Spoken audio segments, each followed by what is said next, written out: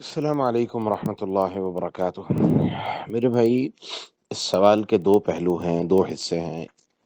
حصہ نمبر ایک تو یہ ہے کہ کیا خلع طلاق دے کے ہوا تھا؟ کیونکہ طریقہ یہ ہوتا ہے کہ عدالت میں عورت جاتی ہے اور وہ جا کے خلع کا مطالبہ کرتی ہے عدالت سے۔ عدالت اس کے خاوند کو بلاتی ہے اور عدالت اسے کہتی ہے کہ بھئی یہ تمہارے ساتھ نہیں رہنا چاہتی۔ دونوں کو وقت دیتی ہے، وہ آپس میں بات چیت کرتے ہیں لیکن کسی نتیجے پہ نہیں پہنچتے، تو عدالت یہ کہتی ہے کہ تمہارے ساتھ نہیں رہنا چاہتی، تم اسے طلاق دے دو۔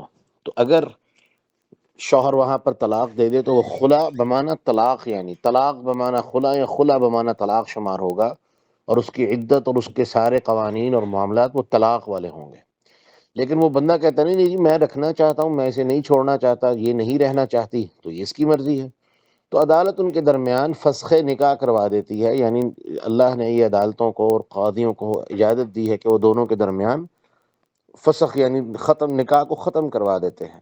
تو ایسی شکل میں حدیث ہے ترمذی وغیرہ میں کہ عدت الحیضۃ مختلعۃ، کہ وہ عورت جو خلع لیتی ہے، یہاں پر خلع طلاق والا نہیں بلکہ عدالت نے علیحدگی کروا دی ہے، تو اس کی جو عدت ہے وہ صرف ایک ماہواری ہوگی یا ایک ماہ ہوگی۔